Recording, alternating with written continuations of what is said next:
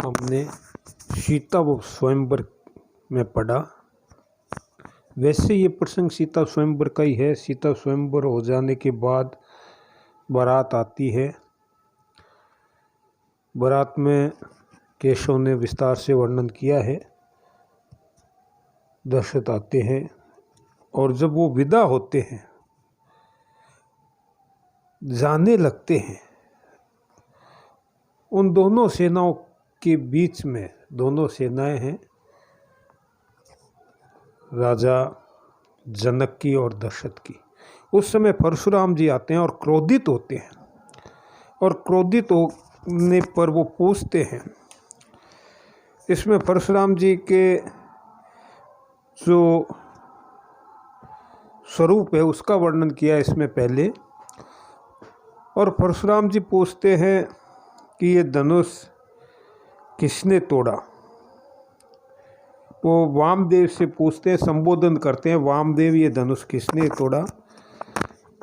तो आपने इससे पहले रामचरितमानस में आपने पूर्व में पढ़ा है धनुष टूटने का जो वर्णन।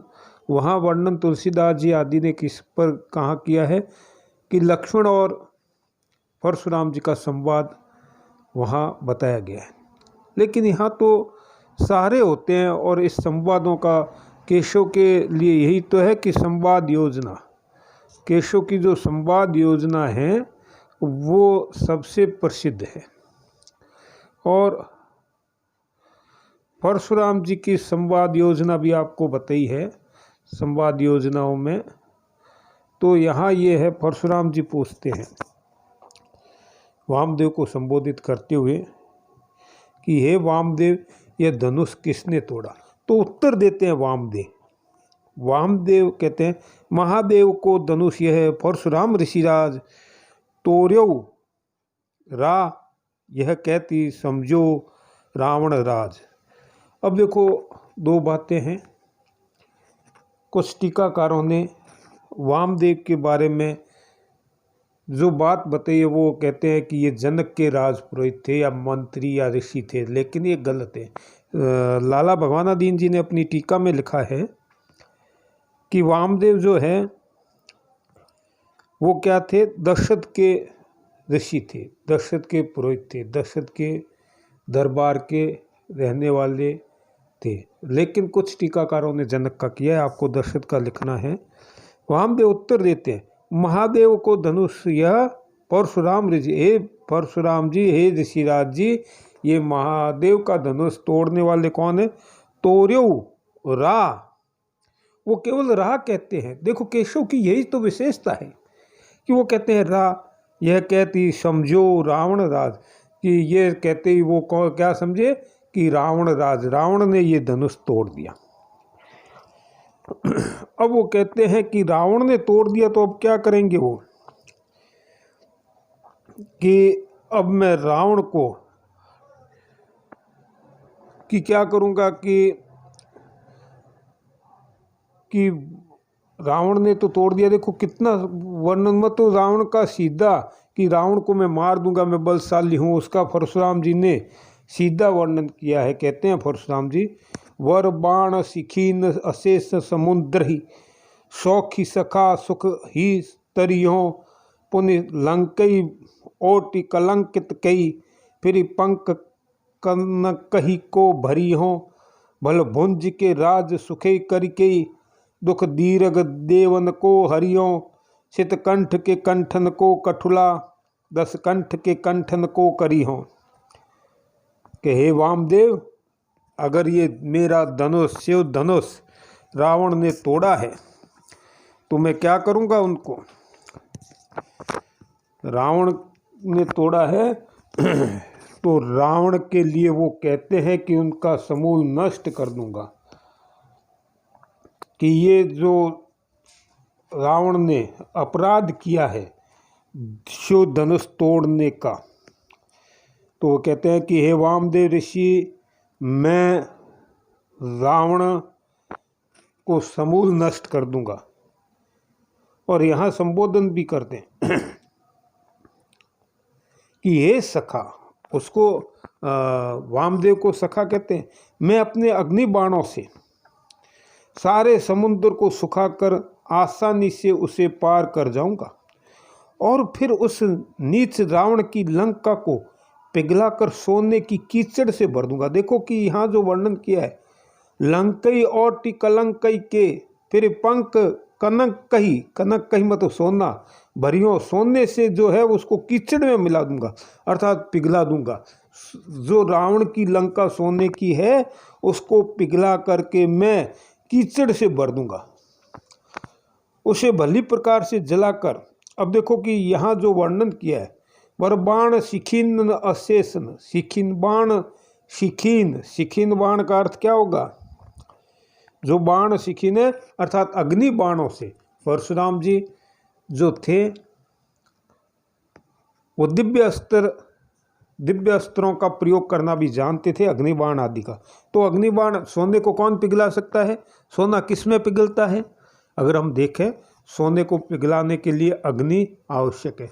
तो वो कहते हैं अग्नि बाणों से मैं उसकी लंका को जला करके अर्थात पिघला करके कीचड़ में बदल दूंगा, उसे भली प्रकार से जलाकर तथा उसकी राख सुखाकर अर्थात लंका को पूरी तरह से नष्ट करके मैं देवताओं के विषम दुखों को दूर कर दूंगा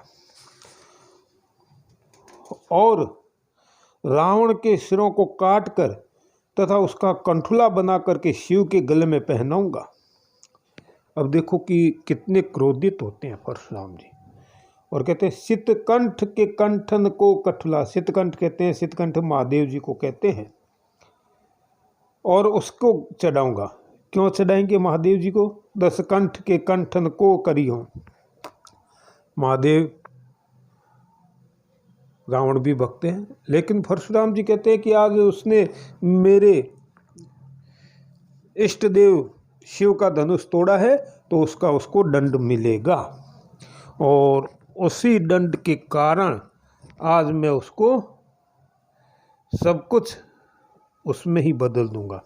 अब वो कहते हैं कि आगे जो वर्णन किया है कि फिर आगे दोनों में संवाद होता है कि वो कहते हैं कि ये जो है रावण ने नहीं तोड़ा। आगे फिर वो वामदेव कहते हैं, आपके इसमें नहीं है, वो कहते हैं आपको प्रसंग में लिखना होगा, परशुराम अनुप्रास आदि अलंकार तो है। परशुराम जी ये कौन को दल देखिए, परशुराम जी कहते हैं ये दल किसका है देखिए। ये राम को प्रभु लेखिए, ये कौन राम न जानियो सरताड़ का जिन मारियो। आगे विवाह संवादों में ये आपको बताया भी है। और ये सारे संवाद होने के बाद में अब आगे वो कहते हैं कि ये रावण ने नहीं तोड़ा, ये किसने तोड़ा है? ये धनुष जो है वो तो राम ने तोड़ा है। और वो कहते हैं कौन है राम? तो वो कहते हैं कि जिसने ताड़का आदि को मारा है वो राम है।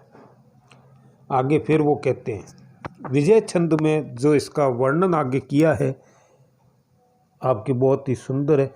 बोरो सबे रघुवंश कुठार की धार में बारन बाजी सर थई, बाण की वायु उड़ाई के लक्षण लक्ष्य करो अरिहा समरथई, और रामई बाम समेत पठे बन कोप को भार को भुंजो भरई भरथई, जो धनु हाथ धरे रघुनाथ तो आज अनाथ करो दशरथई। अब देखो कितना सुंदर वर्णन किया है, युद्ध का वर्णन किया है कि राम जो है, तुम कहते हो कि राम ने तोड़ा है, तो मैं राम के लिए कहते हैं कि आज मैं उसको भी समूल नष्ट कर दूंगा। जो राम ने धनुष को तोड़ा है कि बोरो सबे रघुवंश कुठार, कि रघुवंश का जो है हे कुठार, आज मैं इस फरसे से